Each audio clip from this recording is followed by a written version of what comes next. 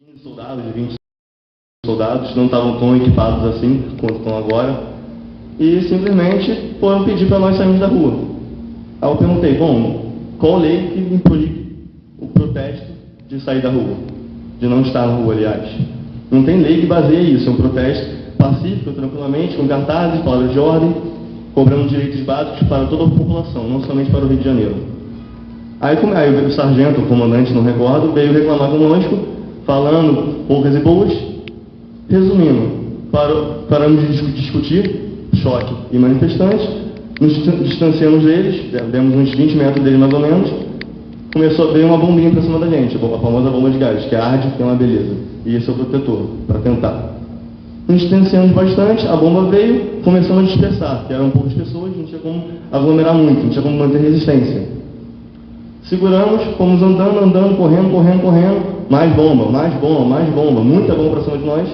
Simplesmente tivemos que dispersar, voltamos para a LERJ, uma coisa que não foi legal, que a gente na hora não tinha tanta experiência, voltamos para a LERJ, e lá um amigo foi detido.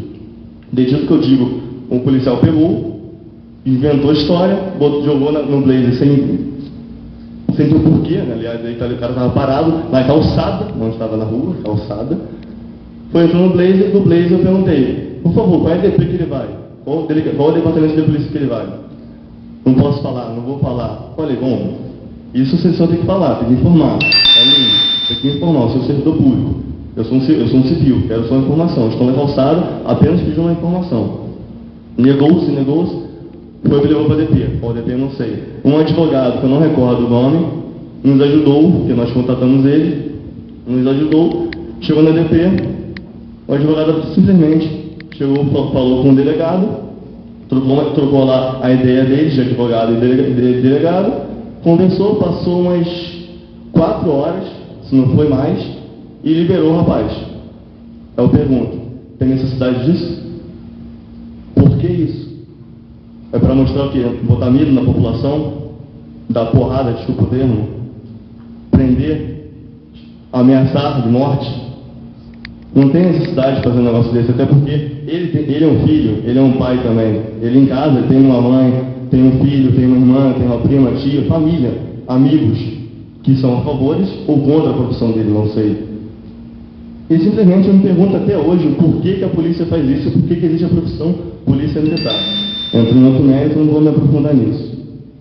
Voltando um pouquinho à história, comecei em junho foi o estopim dos 20 centavos. Começou rolando, eu até então nunca gostei de levantar banner, levantar cartaz e tudo mais, nunca foi muito forte fazer isso, nem criar o cartaz. Eu sempre estava observando as mídias, as formas como filmavam, as câmeras digitais, estava bastante intrigado com isso e gostava disso. Resolvi comprar o celular e tudo mais, me informar melhor e simplesmente, aos poucos eu fui aprendendo a mexer. Claro, não é tão fácil. E como isso, até porque você tem que ter uma resistência, vai ficar em pé, vai ter que filmar, sendo ao vivo, você tem que saber o que você vai falar, o que você vai ouvir, o que vão falar do seu lado, que aqui não tem, vai estar gravado depois, mas agora está ao vivo. O que você falar, o que você filmar, vai estar ali. Podem te incriminar ou não, dependendo do que você filmou. É meio complicada a situação. Daí em diante, eu comecei a filmar, fui percebendo que muitos eram a favor, tinha as pessoas que não gostavam muito por questões de privacidade, que não se sentiam muito bem sendo filmadas. Eu tentava fazer o máximo para não filmá-las, só que por estar em público é meio complicado. Estava passando o celular da pessoa, a pessoa é muito, digamos que, é muito tímida e não se sente tão bem. Daí então fomos adiante, fomos formando os coletivos, que existem diversos coletivos no Rio de Janeiro. São muitos nomes, Coletivo Carranca, Mariachi, Fanfarra, a Mídia Ninja, tem um Black Bloc também, né, coletivo de filmagem, mas é digamos que uma tática, tem páginas no Facebook, tem diversas coisas muito legais. É bom que todo mundo veja, assim, procure informações. Diante disso, até hoje eu venho filmando, vejo que é uma boa forma de divulgar um protesto, divulgar as arbitrariedades que rolam tanto do governo do Estado quanto da Polícia Militar, sem identificação, como vocês puderam ver no vídeo ainda há pouco, a forma como eles utilizam a gente. E decidi me equipar um pouco melhor, mas ainda falta um pouco de grana, claro. comprando um celular um pouco mais moderno, um plano de internet um pouco mais moderno também, uma bateria um pouco mais elevada, que a bateria às vezes dura poucas horas, o proteste dura muito mais horas, você tem que trocar de bateria, é complicado, tem que se proteger e ao mesmo tempo filmar, se mexer, é bem complexo. Enfim, a minha opinião em relação a tudo isso é uma coisa, um RG novo que tem no Brasil, no país. Que o país, depois das diretas já, digamos que dormiu em berço esplêndido. Todo mundo calado, todo mundo quieto, os direitos básicos poucos têm, os bacanas têm bastante, não compartilham conosco, digamos assim. E simplesmente eu acho, na verdade, não achei não, eu acho que todos deveriam de alguma forma, não somente como o Alex falou, ir à rua, mas divulgar a informação, propagar a informação, pesquisar, questionar, não acatar o que a televisão está passando para vocês, que a televisão, assim como tem a verdade, não vou ser hipócrita, tem a verdade, mas também tem muita distorção, muita manipulação. O caso mais recente do Rio de Janeiro agora foi o Rojão, que o suposto Caio é o bandido, no caso ali. Aí eu pergunto, e a Boate Kiss? Ateus Novos, Justiça. E o Thor Batista, que teve eliminar suspenso, o filho do Ike Batista. São semelhantes, Boate Kiss, Thor Batista e o suposto Caio, que é o suposto suspeito do caso. Qual é a diferença? Só que o cara é pobre, periférico? Gabriel, também tem aquela questão dos manifestantes que foram mutilados, né? A menina que perdeu o olho e também não falou nada. Dois manifestantes que ficaram cegos de um olho também, são danos irreparáveis. Não estão mortos, mas estão mutilados. Foram, acho que uma polícia de São Paulo que foi cega, se não me engano, e uma menina do Rio também que está cega e não tem conserto. Está cega. Ela perdeu o olho inteiro. Perdeu o globo ocular todo. Teve que botar uma prótese de silicone. Nem lembrava dessa história perfeitamente. Aí eu pergunto, Boate Kiss, Thor Batista e o Rojão, para lembrar do caso. Qual é a diferença? A semelhança é a mesma. E a Boate Kiss teve centenas de mortos. E até hoje não tem justiça. Os donos da Boate Kiss, não sei nem se tem um deputado, se não me engano, que é dono, tem outro lá que eu não sei o nome dele. Até hoje está aí. Qual é a diferença disso? Não entendo. Que justiça é essa que tem no Brasil? O sistema eleitoral brasileiro, ele é confiável, será? A urna eletrônica é confiável, será? Eu, particularmente, não confio. Nem no sistema, nem na urna. Não sei qual é a solução, se é votar, se não é votar, não sei, mas eu, particularmente, não confio. Enfim, basicamente é isso. Vou passar o tema, não sei se vai falar mais alguma coisa aprofundada. Gabriel. Desde que começou todo esse movimento, das manifestações no Brasil, que a mídia alternativa surgiu, e ela começou a ser uma espécie assim de um canal direto das pessoas com os acontecimentos. Porque a gente tinha a opção em casa, eu digo da minha experiência própria, de ligar a TV a cabo, ligar a TV aberta e ligar a mídia ninja. Então eu ficava acompanhando o que estava acontecendo durante a Copa das Confederações, por exemplo. Então eu ficava acompanhando o que ia acontecendo naqueles três canais. Às vezes os três simultaneamente estavam voltados para o mesmo fato mais relevante, mais quente que eles estavam. Assim que você via, evidentemente, não só ângulos de câmera diferentes, mas o discurso diferente. Geralmente o discurso da mídia oficial é feito à distância, muitas vezes de helicóptero, e com a voz superposta de um locutor ou de um comentarista interpretando.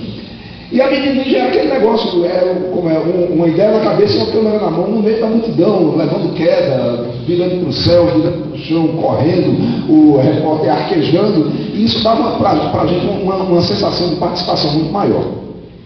Eu moro no Rio de Janeiro, eu moro em Laranjeiras, a cerca de 1 quilômetro do Palácio do Governo. Nossa. Ali da rua Pinheiro Machado, tinha quando eu acompanhava todo aquilo que acontecia em frente ao Palácio do Governo do Rio de Janeiro, aquilo ali era na minha vizinhança, aquilo era do lado da minha casa. Então aquilo tinha um interesse muito grande para mim, até para quando eu queria sair de casa, eu sabia por onde eu podia passar. Se eu podia ir até o metrô do Largo do Machado para pegar o metrô, se o bicho estava pegando também no Largo do Machado, e assim por diante. Agora, passou para muitas pessoas no país inteiro uma ideia de que a mídia ninja, as mídias alternativas, são uma coisa de Rio e São Paulo. Uma coisa que mostra para as pessoas o que está acontecendo no Rio e São Paulo. Eu queria que vocês comentassem, dentro da opinião, da experiência de vocês aí, como é que esse movimento está se se espalhando pelo país, onde é que tem atividades mais intensas, onde é que está havendo coberturas maiores, não só de manifestação, mas de tudo que possa interessar a população. Renan, fala do Rapadura Ninja, que foi o primeiro ninja depois do Rio. Rapadura Ninja. Foi daqui do Nordeste. Eu vou lembrar antes do acontecimento lá em Belo Horizonte, na ocupação Rosa Leão. Nós fomos chamados para fazer a filmagem da ocupação, né? E que a ocupação de moradia, várias pessoas que não têm dinheiro, não têm condição financeira para pagar um aluguel, aí arranjaram essa ocupação lá na área lá central lá de Belo Horizonte. Só que teve uma hora que o batalhão de choque entrou na ocupação Rosa Leão e já tinha feito um acordo com os moradores que não ia ter ação direta da Polícia Militar. E eu estava filmando. Aí o policial não gostou muito da ação, né? Aí pediu para mim, me dá o celular. Aí eu falei, não vou dar o celular. Isso na época eu tinha um iPhone 4, que eu demorei 4 meses do meu salário para comprar o celular. Aí o policial virou para mim e falou, me dá o celular. Eu falei, não vou te dar o celular. Aí eu bloqueei ele e escondi a testa na mão, né? Aí ele foi, me mobilizou, arrancou o celular. Aí ele viu que estava travado e virou e perguntou, qual é a senha? Eu falei, não vou te dar a senha. Aí ele pegou o celular, não vai dar a senha não? Beleza. Aí pegou, jogou no chão, tacou um pedregulho em cima, pisou em cima do celular, acabou com o iPhone 4, por sorte, tinha algumas imagens que ficaram salvas na nuvem e tudo mais, né? Mas acabou com o meu celular. Ele me prendeu por desacato à autoridade, por agressão e por estar incitando a violência. E chegando lá na delegacia, eu falei com a delegada, e a delegada virou e falou, porra, sério mesmo, cara? Você fez isso? Eu falei, porra, a senhora acha mesmo que eu fiz isso? Aí olhou assim pra mim e falou, pô, é verdade, o cara tá mentindo. Aí foi, botou lá a minha história, verdade, e no boletim de ocorrência, e tá lá. Sabe? Então, porra, a polícia militar, que é pra gente confiar, que é pra gente chegar perto do policial e falar, pô, não, agora agora eu vou me sentir seguro, porque, pô, o cara tava me defender. Pô, tu chega do lado do cara e fala, pô, será que o cara vai bater? Será que o cara vai roubar? Será que o cara vai fazer alguma merda? Porra, como é que tu vai confiar numa polícia dessa, né? É complicado, sabe? Ao mesmo tempo que eu fico preocupado, eu fico triste, porque era pra gente confiar nessa polícia. E outra coisa é a respeito da manipulação da mídia, né? Que você está falando antes, uma mídia de grande circulação, ela publicou no site, manifestantes do Egito fazem não sei o que lá. E aqui no Brasil estava vândalos destrói não sei o que lá. E a foto era praticamente a mesma, sabe? O pessoal virando o carro. Então, fora do país é manifestante, aqui dentro do país é vândalo. Pô, por que isso? A gente não pode... É impressionante isso, cara. Com relação ao que o Braga também falou dos outros ninjas de outros estados, o primeiro que surgiu, assim, que a mídia ninja falou, foi o Rapadura Ninja, que era um transmissor, se eu não me engano, não sei de Recife, eu não lembro muito bem o estado. Onde? De Fortaleza. Aí, pô, aonde as transmissões proliferaram, aonde a violência era mais intensa. Né? Então você tem transmissores em Belo Horizonte, tem transmissores aqui em Fortaleza, tem transmissores no Espírito Santo e por aí vai.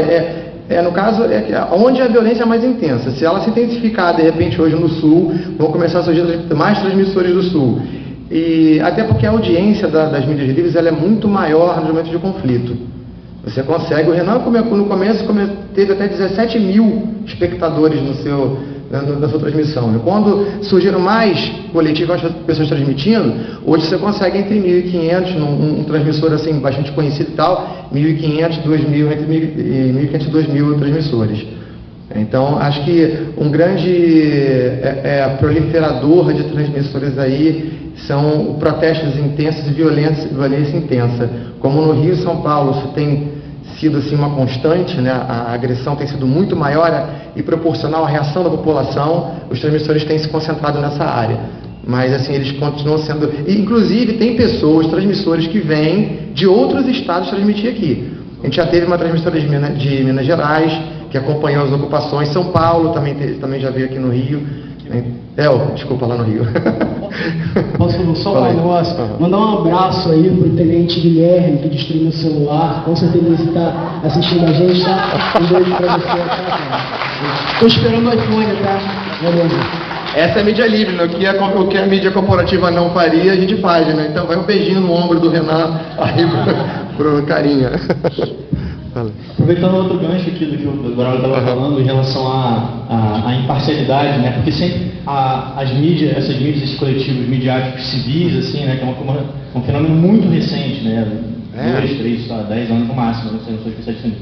Mas é engraçado que sempre que surge alguma coisa assim, principalmente quando é em resposta a uma necessidade, uma vontade, uma demanda civil de grande escala, você vê que algumas pessoas acabam adotando uma atitude um pouco maniqueísta em relação a que o novo é o bom, é o perfeito, é o maravilhoso, e que o antigo, o velho, o sistema é o errado, o fracassado, o mal. E é legal isso que você falou, Alex, e que também é exemplificado no que o Braulio disse, de que as mídias livres, esses coletivos, eles não adotam, ou pelo menos, como você se colocou, você não adota essa pretensa imparcialidade, esse distanciamento jornalístico, né? Nunca. Como o Braulio disse, você pega um grande sistema de mídia e por conta muito desse mito, né, da imparcialidade, do distanciamento jornalístico, eles filmam de longe e o repórter está lá, alguns até estão lá no meio, se machucam como esse que você comentou. Falando em terceira pessoa, exatamente, né? Mas tudo uma terceira pessoa, uma coisa distanciada para realmente uma posição passiva de um espectador.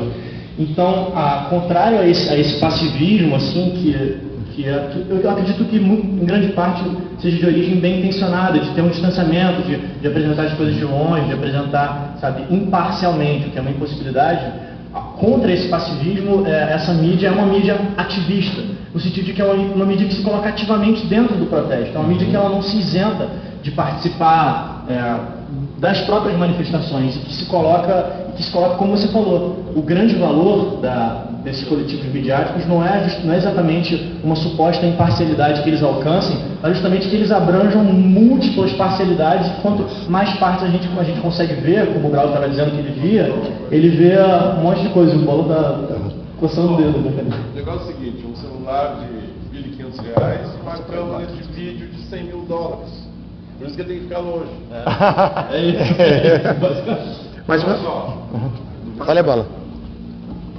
Eu comecei minha vida profissional como jornalista na RBS 0 Hora e fui, como todos, obrigado a começar pela reportagem policial. Então o negócio é o seguinte, o policial é que nem um cachorro, tá? No fundo ele é um lobo, só que ele é um lobo amestrado ou educado para proteger as ovelhas. Quando as ovelhas estão em perigo, que os cidadãos, elas berram e gemem, pedem pelo cachorro, né? Só que quando você está convivendo com o cachorro, ele pode eventualmente virar lobo.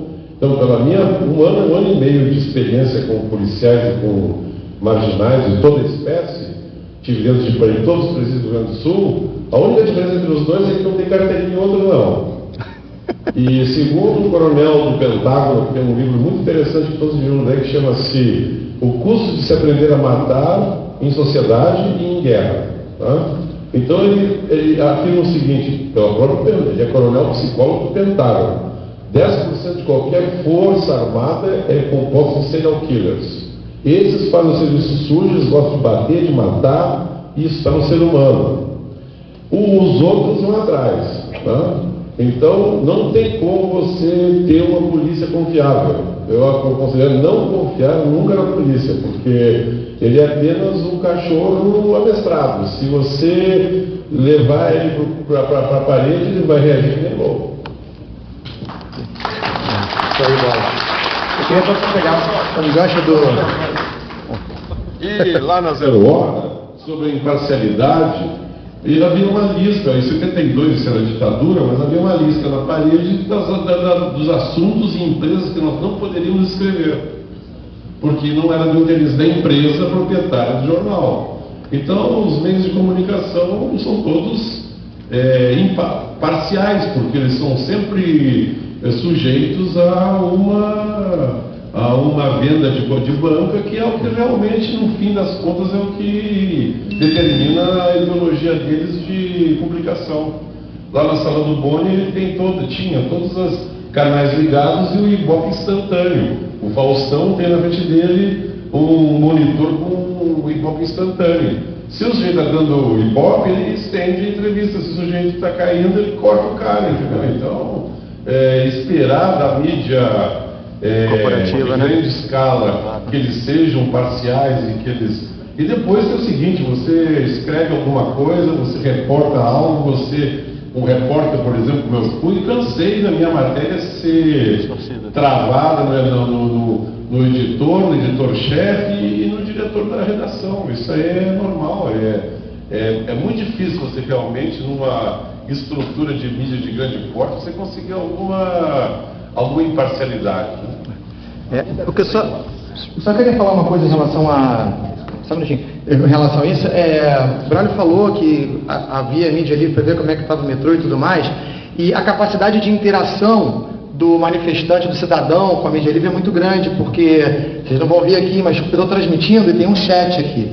Então nossos canais eles permitem que todo mundo que esteja nos assistindo nos coloque informações. Como vocês estão de casa vendo vários olhares diferentes, o manifestante de casa, o cidadão, ele pode dar dicas pra gente. Alex, corre ali na esquina de tal rua, porque está acontecendo tal coisa. Então, cuidado, atrás de você tem alguém vindo, porque eu estou vendo pela câmera do outro. Então, nós não somos só os olhos do povo, a gente acaba sendo uma extensão até do próprio corpo das pessoas, que pode, através de nós, interagir nas situações. Eu já fui salvo várias vezes, minha amiga Iris ali é minha base, né? Entreguei, tá? Ela que vai monitorando todas as notícias para mim, quando eu transmitindo na internet, vendo os outros transmissores, vai falando para mim o que está acontecendo, e através dessas informações eu vou vendo o que eu vou fazer, o que eu não vou fazer, para onde eu vou virar a minha câmera e para que direção eu vou seguir. Então... Eu queria retomar aqui essa discussão sobre o aspecto geral da mídia ninja no país, porque todos nós, aí eu estou falando do ponto de vista da população, das pessoas com quem eu converso, com quem eu saio, assim as pessoas comentam. Então, para a grande maioria da população, no ano passado, a mídia ninja surgiu naquela famosa entrevista do Pablo Capilé, Fora do Eixo, e do Bruno Tortur no Roda Viva da TV Cultura. Muitos amigos meus, inclusive, passaram a discutir essa questão a partir daquela entrevista. E para a grande maioria das pessoas, existe um coletivo de produções artísticas de shows chamado Fora do Eixo, que percorre o Brasil inteiro. São várias casas situadas em vários lugares do Brasil, de jovens que se juntam para produzir principalmente shows de músicas, trabalhos de teatro e outras coisas, e que dentro ou ao lado desse grupo do Fora do Eixo surgiu um grupo de repórteres com celular na mão chamados Mídia Ninja. A gente sabe que essa realidade é muito mais variada e muito mais diversificada do que isso. Não existem dois grupos dessa galera aí. Existe um grande número de grupos. Eu queria que vocês falassem mais ou menos os grupos locais que existem, que além da mídia ninja, como o rótulo mais evidente assim, quais são os outros grupos que existem espalhados por aí, como é que esses grupos estão se fracionando, se subdividindo, se tem alguns grupos especializados mais num tipo de cobertura e outros num outro tipo de cobertura, porque eu acho que alguns cobrem mais manifestações, outros cobrem coisas do ponto de vista cultural. Eu já vi algumas transmissões também de shows e outras coisas. Queria que vocês aí que têm a experiência direta e de dentro do assunto comentassem isso. O Mídia Ninja começou, popularizou essas transmissões nas manifestações. Muita gente adotou a sigla Ninja, Narrativas Independentes, Jornalismo em Ação, sem fazer parte diretamente do Ninja. Hoje em dia, a seguir a isso, vários coletivos foram se formando, e tem transmissões, coletivos a gente pode colocar como Mariachi, Coletivo Fanfarra, Carranca, MIC, Mídia Independente Coletiva. Tem vários coletivos que fazem transmissões, e não só coletivos, tem transmissores individuais. Um exemplo disso é o Olhar Independente, que está sempre nas manifestações, com uma transmissão Olho na Rua também, Rio na Rua também, são transmissores independentes. Então, além dos coletivos que se formaram, tem os transmissores independentes. E o que é interessante é para dizer que qualquer um de nós pode ser um transmissor, um mídia livrista. Basta ter o celular, colocar o programa aqui e transmitir ao vivo. Oi? Aplicativo do Podcast, tem vários. Oi? Bom, quem gostar de ficar perto, como eu, só chegar. Não, se eu quiser fazer uma transmissão assim, por exemplo, se eu vou para uma manifestação ou para um acontecimento e eu quero fazer uma transmissão, basta eu ter esse aplicativo e levar o meu celular? Exatamente. Só você ter seu aplicativo, ligar o celular e transmitir. Não tem pré-requisito nenhum. Até porque, como eu falei, hoje em dia, como esse tipo de transmissão é algo novo, né, ainda não se criou um formato de transmissão. Então, e como são parcialidades múltiplas, você vai mostrar o seu olhar. Né? Umas pessoas mais articuladas, outras menos, mas o fato está sendo visto e narrado de alguma maneira. Então, não tem nenhum pré-requisito. Quando eu entro que eu quero assistir alguma coisa, porque isso virou uma parte do meu cotidiano, é uma coisa que interessa. Eu estava discutindo com alguns amigos, eu digo, olha, está tendo manifestação aqui no Rio de Janeiro, tem todo aquele movimento do Fora Cabral e tudo mais, que isso durava o dia inteiro, entendeu? E eu comentava com meus amigos e eles diziam assim, mas você então não trabalha, você fica o dia inteiro assistindo vídeo, você diz que tem 8, 10, 12 horas de transmissão contínua, você fica 8, 10, 12 horas na frente da mídia ninja. Eu digo, não, eu vou lá no Twitchcast, abro a janela e deixo a transmissão correndo com um som bem baixinho, aí volto para a minha janela e estou escrevendo, estou trabalhando, passo o dia trabalhando lá no meu arquivo, eu estou escrevendo, estou traduzindo, estou escrevendo um artigo, sei lá, fazendo o meu trabalho, e o som está baixinho. Quando pelo áudio eu percebo que o bicho está pegando, aí eu troco de tela e vou assistir o que está acontecendo. Então, quando eu chego lá na página do Twitchcast, tem um monte de janelinhas pequenas e ali eu posso escolher qual é a transmissão, inclusive porque às vezes uma sai do ar, aí aquela ali foi cortada, aí eu rapidamente clico na outra e vou acompanhar pela outra. Breno, existe um site que, você lembra do nome do site? Me ajuda se você souber. É um site que ele já apresenta todas as janelas de todos os transmissores simultaneamente. Você consegue numa página só ver todos eles. Eu vou querer esse link. Alguém sabe desse site que eu esqueci o nome, gente? Web Realidade, isso aí. Web Realidade. Isso. Você quando isso chega lá. Chega. Web Realidade. Quem tiver online está ali.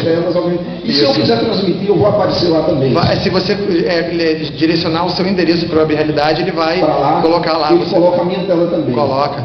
E você pode escolher assim, deixar um com som e os outros sem som. Ou dois com som, você consegue inclusive fazer essa seleção do que você vai ouvir, né? Certo. Uma outra dúvida que o pessoal tem é o seguinte, várias pessoas me perguntam, isso serve para transmitir manifestação? Eu digo, não.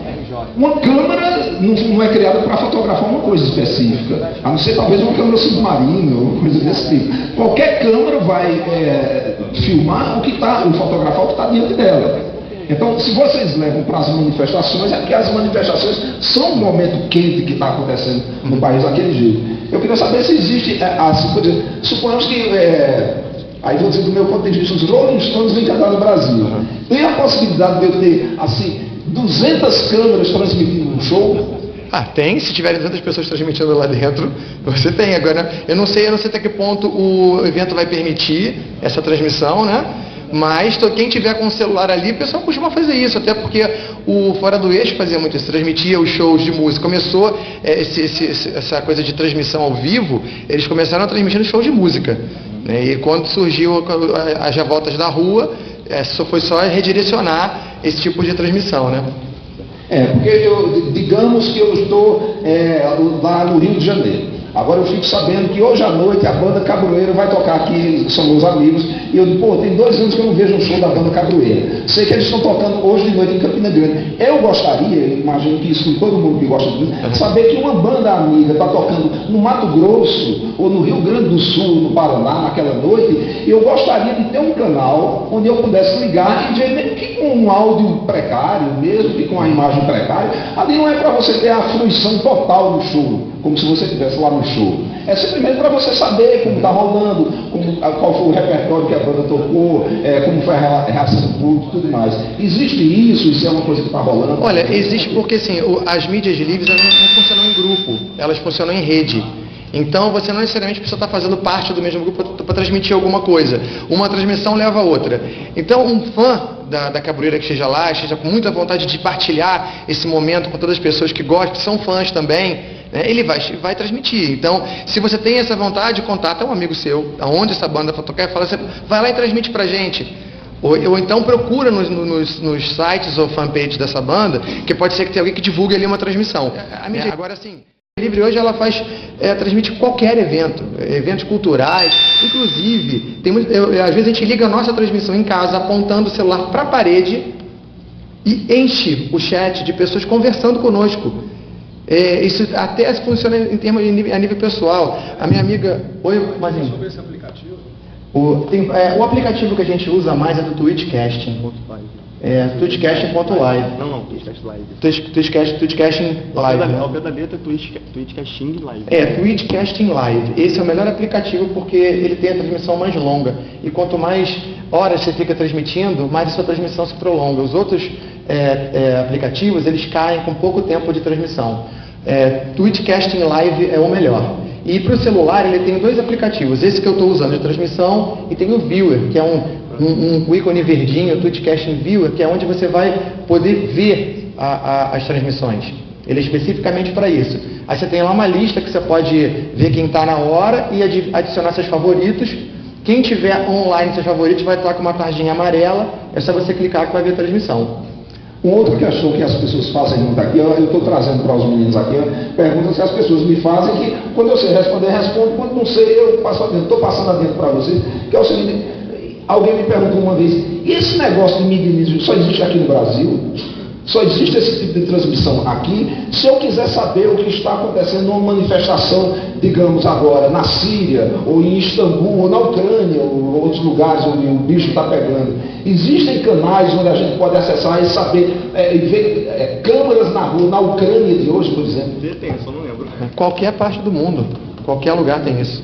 Esse fenômeno não é exclusivamente nosso, né? Isso é algo mundial. Seria interessante, então, que vocês tivessem, sei lá, um site central, aí já vai centralizador do mundo inteiro, de site onde as pessoas pudessem chegar lá e dizer, veja transmissões ao vivo de 2 pontos. Estados Unidos, Síria, Ucrânia, Portugal, Espanha e assim por diante. Esse web realidade. Mas não tem do mundo todo? Pega do mundo todo, né? Web realidade, já pode ir lá. E o que é interessante como eu volto a frisar nesse assunto, é a questão da interatividade, da participação de todo mundo nas transmissões, né? Você partilha tudo. Deixa eu me apresentar, eu sou Luiz Peixoto, sou membro da Comissão de Direitos Humanos da OAB do Rio de Janeiro. Colaborei também com essa preocupação na articulação da rede latino-americana de comunicação e também com algumas mídias que tiveram aqui papel importante, inclusive naquele caso do Bruno Teles, que foi acusado de jogar um coquetel molotov. Então, ali a gente conseguiu, com articulação com o The Guardian e com algumas outras mídias, inclusive da Alemanha, estou esquecendo o nome agora, qual foi o órgão, transmitir o vídeo que comprovava que quem jogou o coquetel molotov, na verdade, foram 2 policiais e que havia uma cena montada para incriminá-lo. Então a Globo difundiu a informação de que ele seria denunciado pelo crime de homicídio e no final da noite ele estava sendo arquivado esse inquérito porque deu no New York Times a história verdadeira.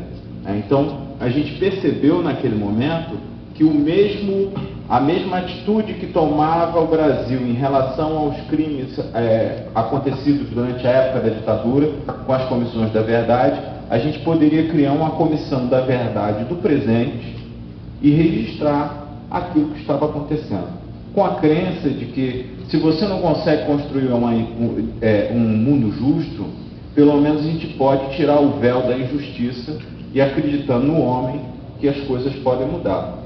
Então, a gente teve isso. Então, já está se articulando, pelo menos uma iniciativa, um acordo internacional que eu tive a oportunidade de participar também, com a Oximity e algumas pessoas do Media Ninja e fora do eixo, para organizar um site com uma linha de tempo, porque uma grande dificuldade que a gente tem de encontrar esses materiais é que eles estão divididos e você não consegue falar assim, mas o que aconteceu no dia 1, no dia 2, não tem uma história contada.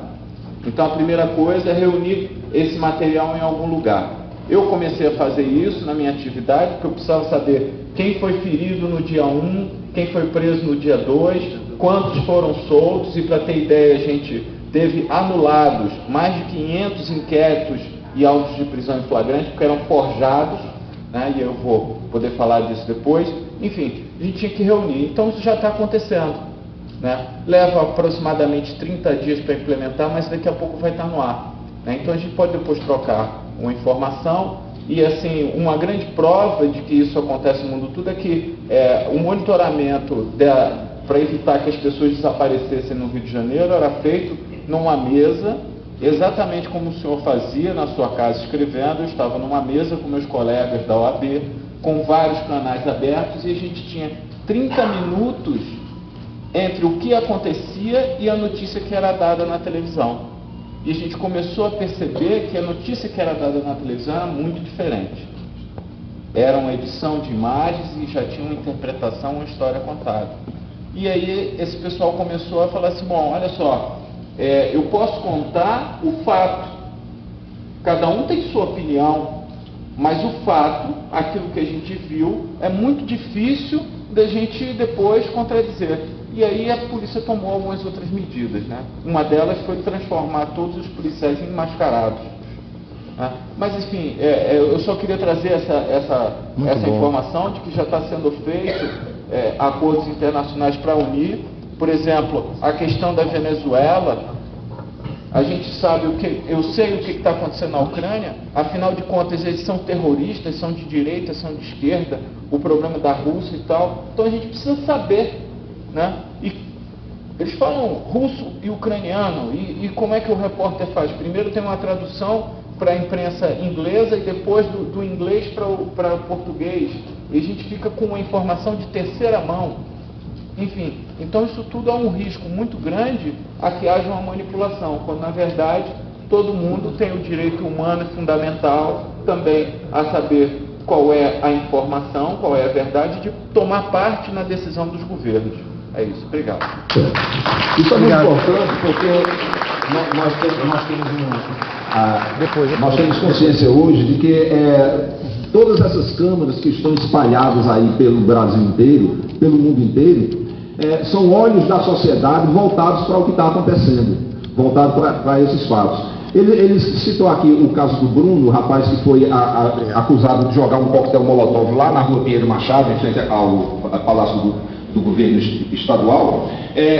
O Bruno foi inocentado porque havia 1000 câmeras voltadas para aquele fato, e depois foi possível reconstituir imagem por imagem os policiais infiltrados que fizeram aquela coisa, e o fato que ele não tinha jogado coquetel molotov. Na mesma época, o Amarildo, o pedreiro Amarildo, que ficou tão famoso no Brasil inteiro, foi desaparecido porque, por coincidência, entre aspas, as câmeras de posto policial lá da Rocinha estavam com defeito naquela noite e não puderam gravar a alegada saída do Amarildo para ir embora para casa.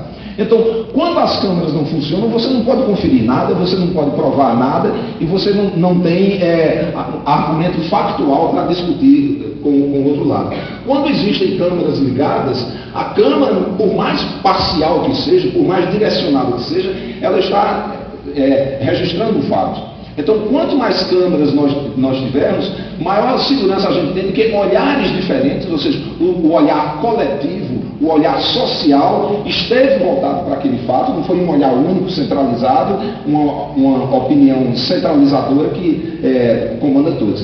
Então, nós temos uma outra palestra agora. Eu queria que vocês falassem, assim, cada um mais uns 2 minutos de uma fala de encerramento para a gente concluir aqui a mesa, por favor. Fala aí, Só para encerrar, só falando de câmera, né?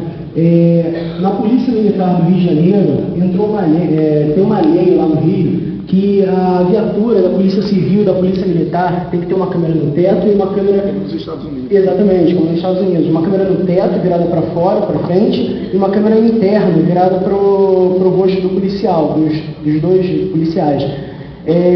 Eu acho, não tenho certeza, eu acho que 20% só da frota está equipado com essa câmera e não funciona.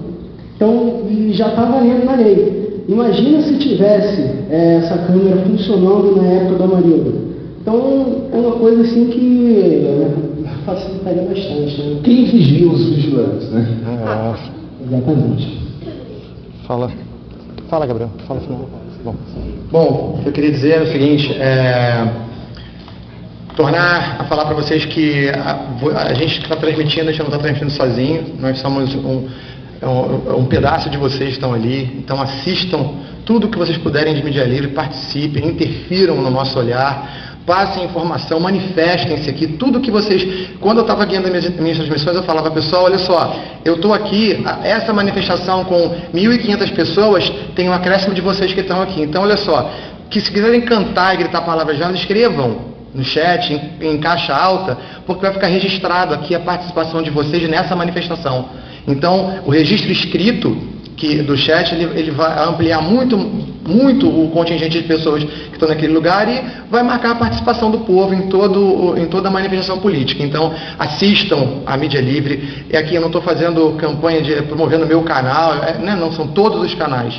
Aqui a gente não quer audiência para um só, não. A gente quer audiência em todos, porque nós somos os olhos do povo e os braços e pernas do povo também, né? Então, vocês vão nos ajudar a construir essa nova realidade e interferir naquilo que precisa ser alterado. Muito obrigado. Só para concluir também, eu acho que isso que o Braulio falou é central, assim, nessa nossa era da informação, com o avanço tecnológico das comunicações, é inevitável que a gente chegue a um ponto onde todos os olhares sejam olhares passíveis de serem registrados e compartilhados, e divulgados e etc. Acho que a única questão é se, como no caso do Edward Snowden, esse poder de observar, de registrar e de vigiar vai estar na mão de um Estado centralizado, às vezes escuso, obscuro, ou se ele vai estar na mão da população, como acontece com os coletivos midiáticos. Gabriel? Só uma última palavrinha. Eu peço que todos, se possível, sejam Edward Snowden e todos, se possível, de forma direta ou indireta, passam a afirmar qualquer tipo de arbitrariedade que vocês possam ver em suas vidas. Articularem aqui na cidade, em Campina Grande, baixarem o aplicativo aqui por for possível e passar a filmar tudo isso. Não é só fazer um protesto para filmar, não. Filmar tudo, o que aconteceu com você no dia a dia, naquela esquina, naquele bar, na lanchonete, na sua casa, qualquer lugar, saindo da boate, qualquer canto. Houve arbitrariedade, houve alguma coisa, processa, articula, procura correr atrás, não deixa, não, vou fazer longa, não adianta nada. Realmente não vai adiantar nada se você não fizer nada. Se todo mundo pensar assim, nada vai adiantar. Imagina todo mundo aqui junto, ninguém querendo fazer nada. Como aconteceria isso aqui hoje? Como que ia correr isso aqui hoje? Quer essa plateia aqui toda? Se você ninguém viesse para cá hoje, para quem a gente ia palestrar aqui hoje? Para ninguém. Então, vamos começar a articular um pouco mais, não necessariamente ir à rua, mas sim articular de formas informática, inglês, tudo sendo informatizado, hoje em dia, tudo sendo moderno, vamos passar a ter um pouco mais de articulação. Isso faz bastante parte do nosso dia a dia. Obrigado. Lembrar que o povo é fiscal do poder público, nós somos os fiscais deles. É isso aí, pessoal. Então, muito obrigado a todos pela presença. Muito obrigado a todos pela presença. E eu queria... Moça, eu quero falar agora sobre o jornalista. Ainda agora ele falou aí uma palavra sobre o policial e o cachorro. Ele está exatamente certo, num ponto de vista, mas não é todos policiais. Com certeza. Uns e outros não. Porque mesmo dentro da corporação, quando eles vão jurar a bandeira lá, eles são assim, indicados que eles não podem maltratar ninguém, nem judiar com ninguém, nem matar ninguém. Eles são autorizados em usar a força para poder dominar o bandido e levar. Então, numa parte, o cidadão ali, eu achei que ele faz uma coisa justa. Agora, não é todos policial, é alguns policial. E por isso também eu quero convocar, eu também sou repentista, eu não tenho assim muita saúde, eu sou um pouco problemático, eu tomo remédio controlado, mas eu sou cantador de viola. E quero tirar aqui uns 2 versos na plateia falando sobre os turistas. Pode ser? Aqui em Campina Grande a natureza que tem. Tô aqui no novo encontro que a natureza vem. E eu sei Campina Grande já está de parabéns. Já está de parabéns a vida minha sonora, o meu progresso repito, minha luta e minha história. E aqui mando um abraço para os turistas de fora. Para os turistas de fora dizendo que tem um plano, que veio para a minha Campina e a minha Campina grande. E parabéns para eles, minha Campina visitante. Minha Campina visitando, eu digo progresso seu. A natureza convém, não é maior do que eu, mas tira a minha atitude, botando a beleza em seu. Falando policial que tem vida e tem humor, tem o policial que é gente e o policial que é cachorro, que não sabe trabalhar, só presta no pé do morro. Muito obrigado. Cadê a salva de palmas, gente? Boa. É isso aí, pessoal. Muito obrigado pela presença de todos e vamos aguardar a próxima vez. Bom, essa foi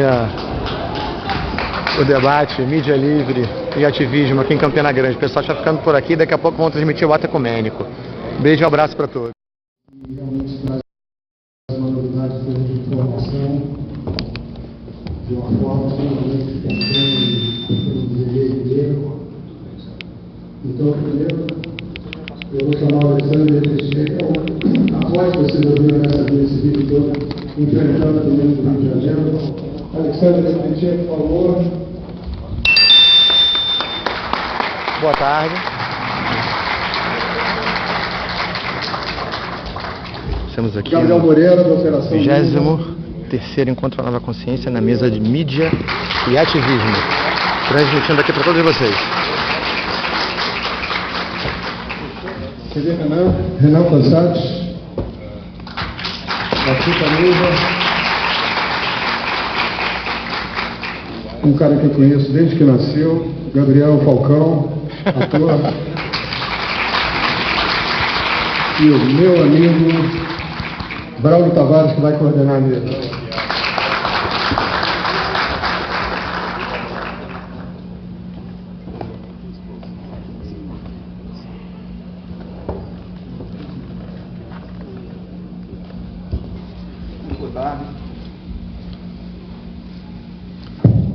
Muito boa tarde a todos.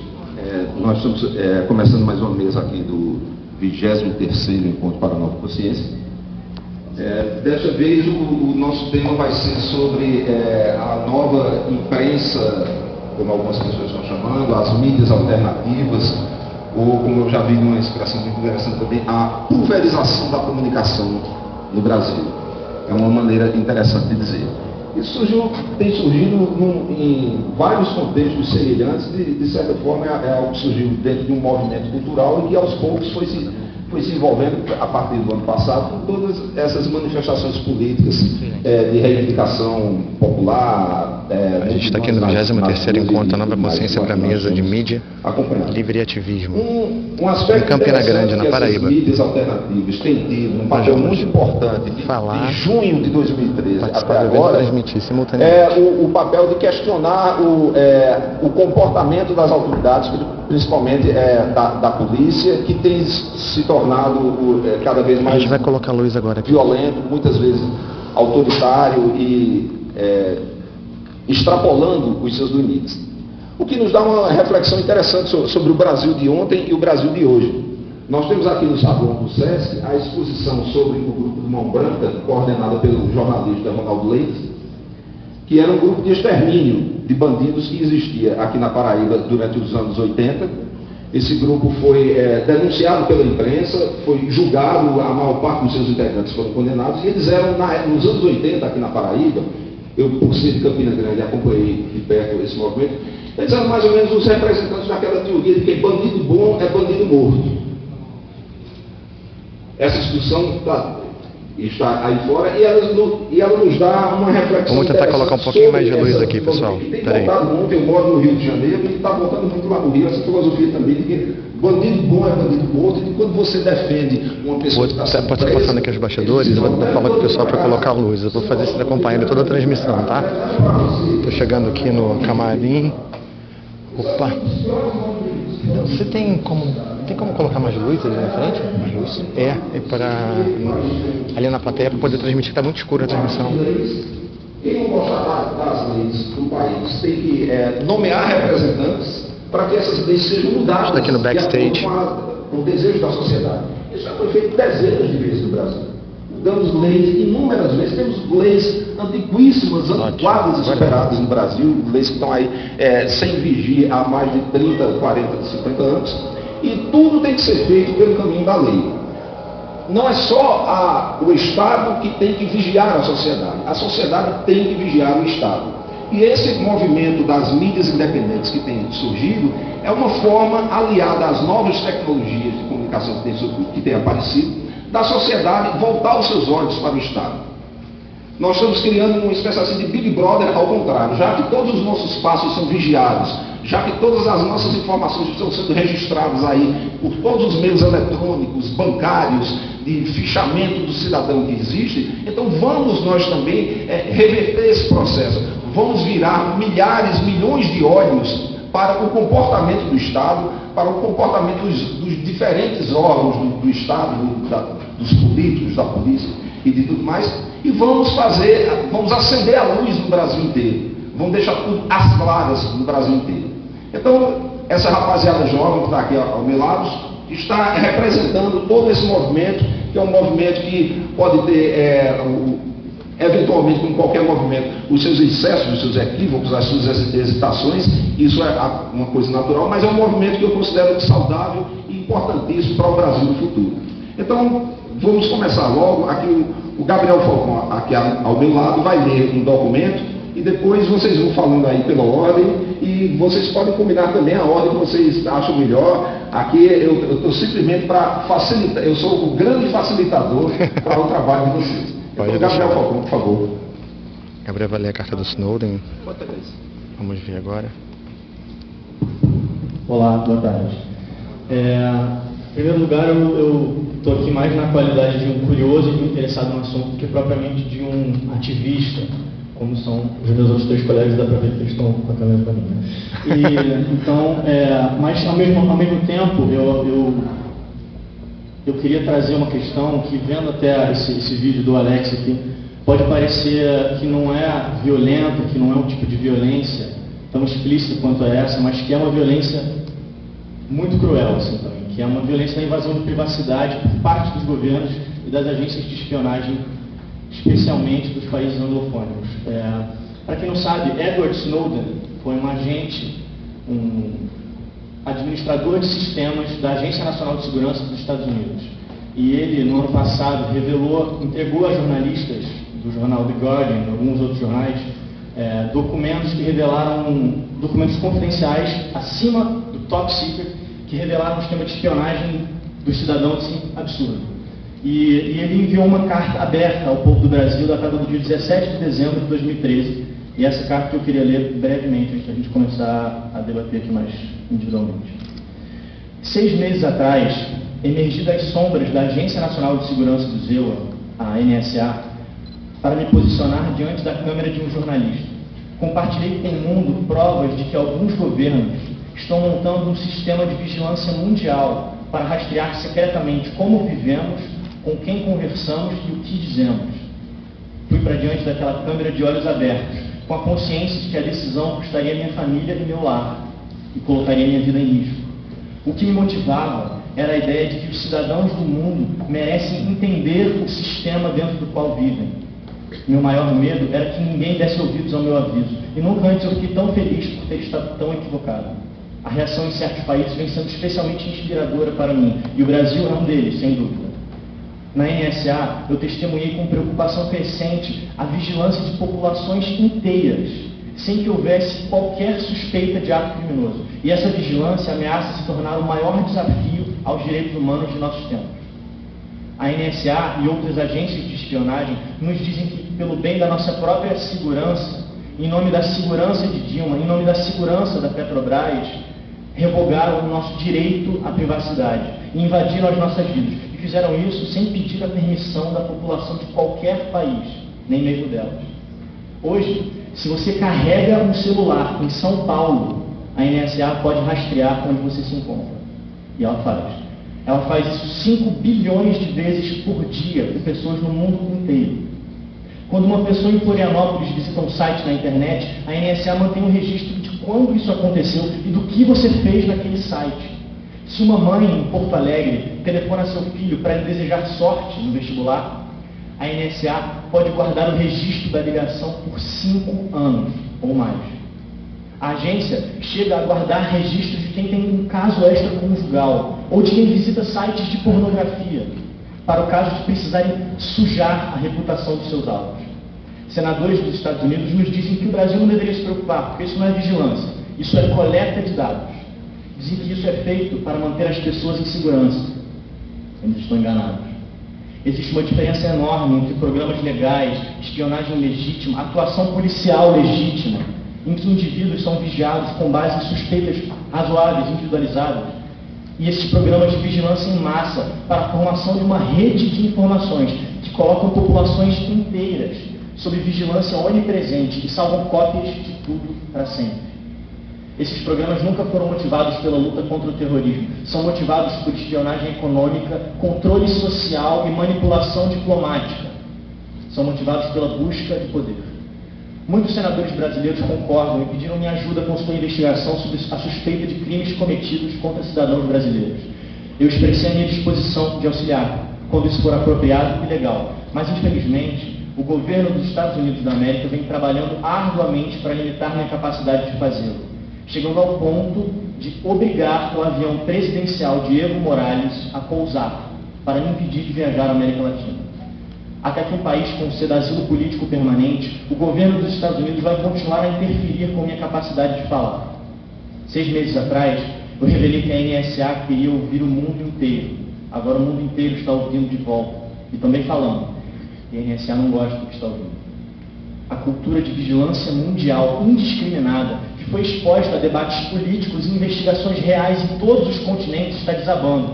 Apenas 3 semanas atrás, em dezembro, o Brasil liderou o Comitê de Direitos Humanos das Nações Unidas para reconhecer pela primeira vez na história que a privacidade não para onde a rede digital começa e que a vigilância em massa de inocentes é uma violação dos direitos humanos.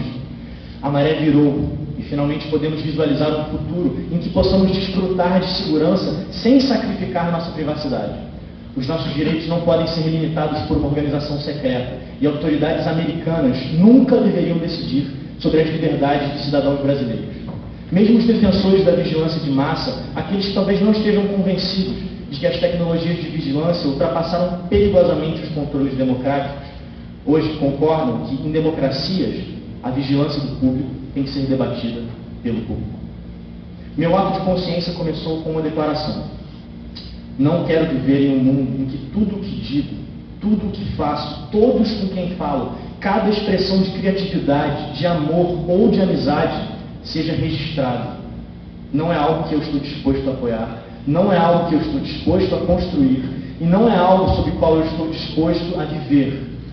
Dias mais tarde, fui informado que meu governo me tinha convertido em apátrida e queria me encarcerar. O preço do meu discurso é o meu passaporte, mas eu o pagaria novamente. Não serei eu que vou ignorar a criminalidade em nome do conforto político. Prefiro virar apátrida a perder minha voz.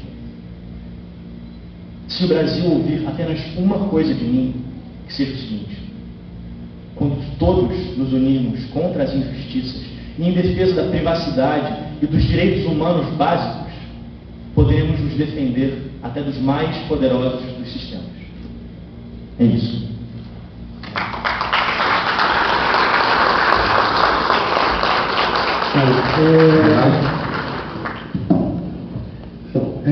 Só para a gente ver um pouquinho esse texto, como que é o absurdo da NSA, da CIA e qualquer coisa, de estar monitorando a gente. Pô, a gente vai viajar, a gente sabe que está sendo monitorado pelo GPS. Desliga o GPS, também sabe que está sendo monitorado. Então não adianta muita coisa. E é questão de sei lá, cara, eu não sei dizer, sabe? É questão de até princípio, né, cara? Porque, pô, ninguém pode chegar na tua casa, invadir e ver o que você está fazendo, só com a tua autorização. Então, é um absurdo isso daí, sabe? Então, e é isso.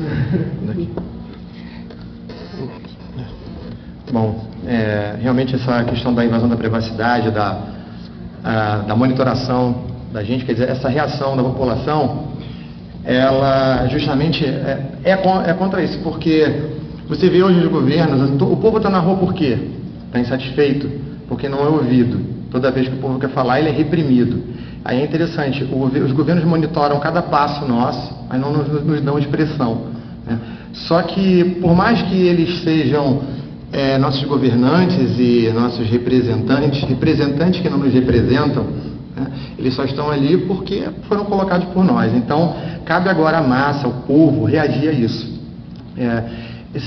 O Snowden falou dessa questão, colocou como o Gabriel também como violência, nessa questão da invasão da privacidade. Essa violência se estende para as ruas, como a gente pode ver, que a gente está sendo violentado a todo momento. Muitas vezes as pessoas elas confundem violência com agressividade física e acham que é só por aí. Não, de forma alguma. Você sofre porque a sua pele é diferente, você sofre porque você mora numa região do país diferente, que não numa região de cultura hegemônica, você sofre pela sua sexualidade, está sempre sendo oprimido de alguma maneira. E esses opressores têm representantes na política e usam de seu poder para poder validar e legitimar essa opressão. O ápice, isso vem acontecendo ao longo de décadas, séculos, sei lá, e agora chegou um momento de catarse, né, de explosão. Todo mundo foi para a rua. A mídia, como monitorando as ações bárbaras do Estado e até ação bárbaras de outras pessoas que também cometem seus excessos na rua, são uma reação a isso, né? Então a gente está aqui. O que vem a ser essa mídia livre hoje? Os olhos do povo. Nós agora estamos também, como estão olhando a gente, a nossa maneira, nós estamos tentando olhar a eles também, mostrar, né, para todos nós, para poder haver um despertar da nossa consciência, para que a gente possa fazer uma reação em relação a toda essa opressão que está acontecendo. Com relação a esses movimentos de rua e toda essa reação ativista e tudo mais, nós não vamos conseguir um resultado imediato, isso daí é fato. Mas a nossa luta não é nem será em vão. O distanciamento histórico, ele vai mostrar a repercussão e o efeito que essa coragem que está tendo de ir para a rua vai ter. Um grande exemplo disso, que é algo que não me tira das ruas mesmo, vocês viram que eu já enfrentei aqui, nós enfrentamos aqui, aquilo ali foi uma parte, né? Foi a visão do meu celular, não foi só, teve a do Renan, do Gabriel, da Drica, de uma porção de gente que sofreram inclusive violências piores. Eu nunca fui preso, apesar de ser abusado, né? Mas várias pessoas, amigas, foram presos, foram para Bangu, sofreram agressões sérias, tiveram, por exemplo, ossos quebrados, né? Que a mídia não coloca, até fraturas expostas de dedo, cacetete no rosto, humilhações e tudo mais. Essa mídia livre, com esse monte de olhinhos, aqui nós temos os olhos da população, funciona como um caleidoscópio, né? E a contra-informação, enquanto a mídia formal está ali, colocando os recortes que eles pegam dos fatos, não é? E colocando a sua visão interessada, comprada, né? Eles se vendem por agir em consonância, em acordo com os governos. A gente está aqui nessas parcialidades múltiplas. Quando você diz que o repórter é imparcial, que a imprensa é imparcial, isso é uma enorme falácia. Porque ao mesmo tempo que a Rede Globo posiciona uma câmera para poder registrar um fato, o posicionamento dessa câmera já está recortando o evento. Então esse fato não está sendo visto na totalidade, já tem uma parcialidade ali. Então agora a gente tem o quê? Vários olhos e várias impressões pessoais de um mesmo fato, né? Para que quem esteja em casa consiga analisar esse evento de perspectivas múltiplas e tirar suas conclusões. Eu sempre falei assim que a minha vontade hoje era que eu estivesse transmitindo eventos culturais, shows, né, ações ecológicas na Praia da Tijuca ou qualquer outro canto, mas no momento não dá não, a gente tem que estar na rua, tem que estar enfrentando gás, bomba, tiro. Vocês podem ver aqui na frente que eu coloquei, que eu trouxe pra gente, como é que a gente se equipa. Inicialmente eu não tinha esse equipamento não, eu sofria muito. Comprei um óculos de mergulho para proteger do spray de pimenta, máscara de gás por gás lacrimogêneo, capacete por causa de pedras portuguesas e cacetete. E vale notar que não somente a população joga pedra na PM, como a PM também joga pedra na população. E isso é proibido, né? Então, tem vários lives que mostram policiais jogando pedra na população, né? Eu não gostaria de estar aqui numa posição dessa, de destaque, conversando com vocês numa mesa maniqueísta e dizer, o Estado é bonzinho, todos os manifestantes são bonzinhos, o Estado é malzinho, os manifestantes são bonzinhos. Há excesso de todos os lados, porém, mais condenável é o excesso do Estado, é o excesso do governo, é o excesso da polícia.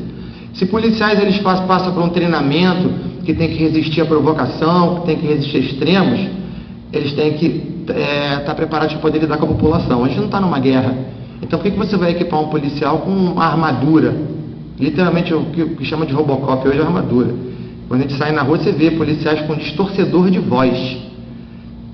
Tem um cidadão que está manifestando a sua insatisfação, que é um direito seu, chega um policial com um capacete preto espelhado, dá uma porrada na cara dessa pessoa, arrasta ela com uma gravata, joga dentro de um camburão e fala, perdeu, com uma voz de Robocop, metalizada, e não tem identificação essa pessoa. Então, quer dizer, lei, isso é obrigatório todo policial se identificar, né? E quando ele efetua uma detenção à prisão, ele acabar dizendo por que essa pessoa está sendo detida e presa e para onde está sendo levada, principalmente quando tem advogados perto para poder garantir os direitos dessa pessoa. E não, nesse momento é onde eles mais negam a informação, aonde eles mais atuam com uma agressividade brutal e violenta, as bombas, as armas não letais, né? Hoje em dia a gente tem que botar um ponto de interrogação nisso. O que é uma arma não letal, né? São usadas assim abusivamente. Um momento clássico disso foi a manifestação dos professores, né? Uma manifestação supostamente pacífica ali, onde os professores foram pedir ajuda aos black blocs. Olha só que interessante. Quem teve que ajudar os professores a poder continuar lutando pelos seus direitos foram os marginais, aqueles que são caçados pelo Estado, que são criminalizados, né? Enquanto a polícia estava dando pancada em senhoras, em homens e mulheres e tudo, arrastando pelo cabelo, bombas de gás lacrimogêneo. Teve uma amiga nossa que ficou, 3 amigas nossas ficaram na porta da Câmara Municipal, protegidas por 2 ripas de madeira, e quando acabou a confusão nós contamos 15 tiros de bala de borracha. Parecia uma cena de filme. 3 mulheres ali, não é? 3 mulheres ali acuadas no canto e pá, e bala de borracha e gás. Aí detalhe, você está sendo agredido por várias balas de borracha e o ar impregnado de gás lacrimogêneo, te criando uma sensação horrorosa, que às vezes essa máscara com filtro duplo de carvão ativado não chega para poder evitar, né? Te deixando agonizado, fazendo com que você se movimente dali para poder buscar, e você escolhe, ou você sufoca, ou você vai ser metralhado por balas de borracha, né? Se não fosse a mídia livre hoje, as nossas transmissões, isso tudo não seria realidade, não seria verdade, porque os registros históricos não mencionariam isso, os governantes negariam isso, e a imprensa diria que essas balas foram atiradas por manifestantes, ou por baderneiros ou vândalos.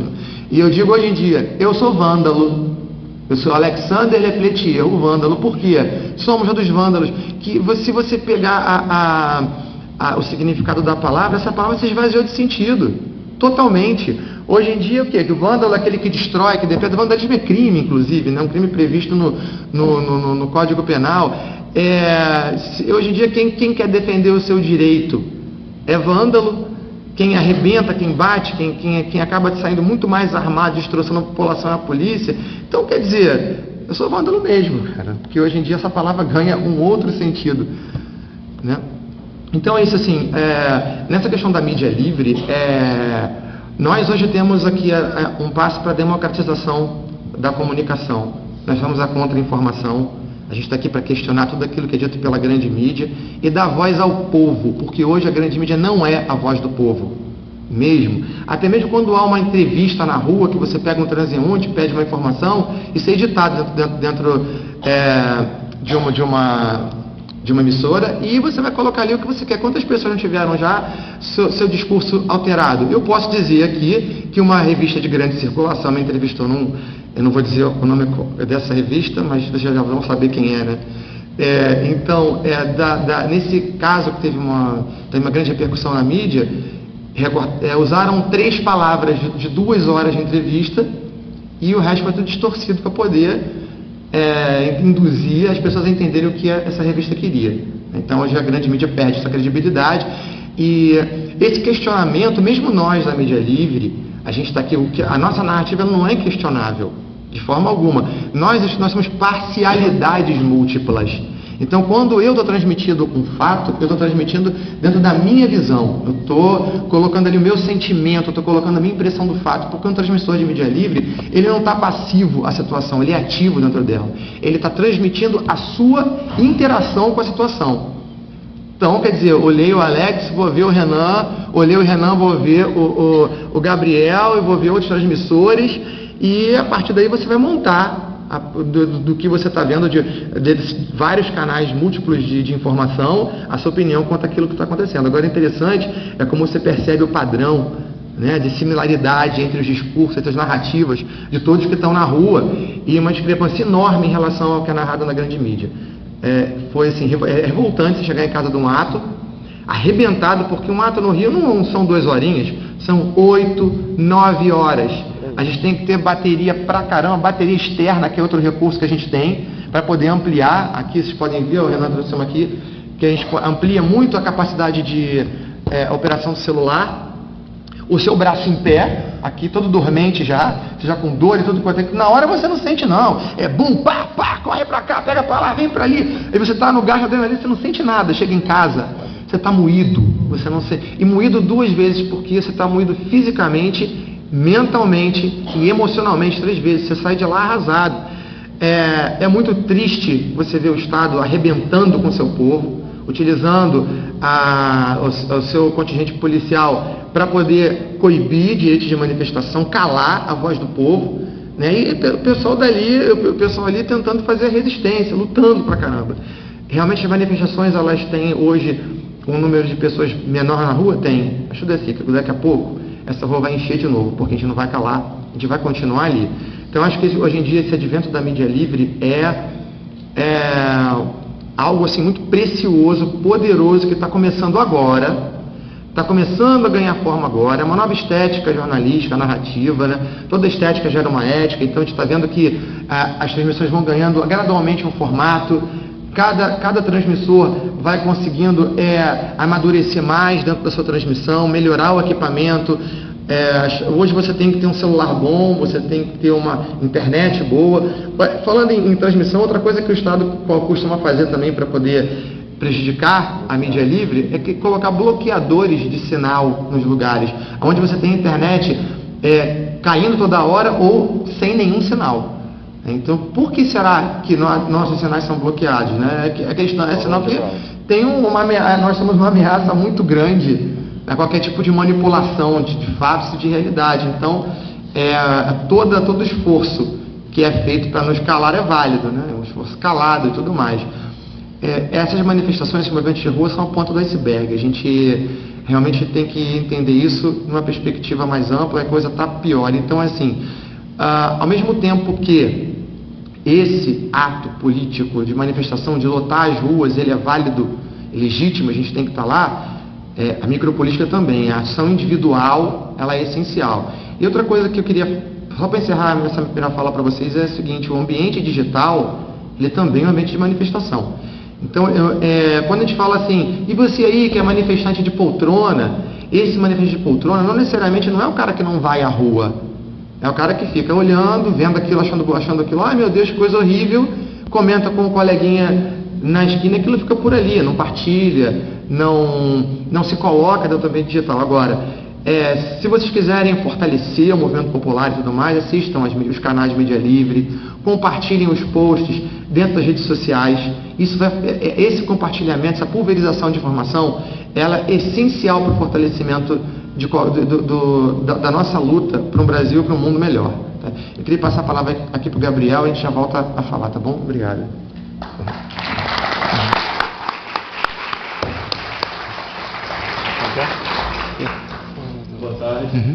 Bom, comecei em meados de junho e julho com a mídia independente, ou livrista, como querer denominar. Eu antes disso, antes de junho, eu tinha, digamos que, englobado um protesto de uma galerinha, que você não conhece, infelizmente, contra o aumento da passagem, que foi o estopim, 20%, que foi para 2,75, não lembro o valor agora, enfim. Aí nós englobamos um protesto da Alerj em rumo à Rua da Assembleia e depois Rio Branco. Até então foi tudo famosamente pacífico, com jornalistas e mídia, não era mídia ainda, né? Tinha outros mídias lá filmando, tanto com celular, com câmeras digitais, enfim. Chegamos no Rio Branco, demos de cara com choque, só que o choque não estava preparado, digamos assim. Estava um pouco distanciados nós. Até então, andamos, fechamos a rua, obviamente, a rua inteira da Rio Branco ficou fechada. Começamos a caminhar, palavras de ordem, cartazes, para dizer o que nós estávamos manifestando ali, protestando. Muitos condutores aderiram, buzinando, outros reclamaram, xingaram, hostilizaram, isso é natural. Críticas e elogios rolam bastante. Passando em média, não sei se eu estou errado, mas 2 horas de ato, esse ato não foi tão grande,